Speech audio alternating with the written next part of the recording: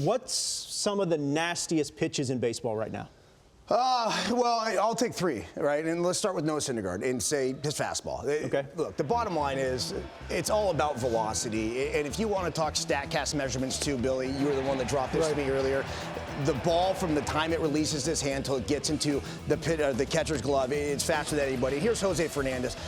This, you talked about your video game, Robert. This is a video game slider. This is a type of thing that you only see on video games. And Max Scherzer, right here, is the best changeup, I still feel like, in all of baseball. The arm action on it, the way it will cut down and away to a left-handed hitter. I really feel like his career took off when he started throwing that changeup, actually not just to lefties, but he started throwing it to righties as well. Yeah, I'm going to take one guy for all three of his pitches. I'll put a little pressure on him, but that's Steven Strasburg.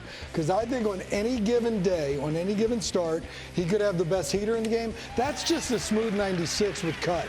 That's dirty.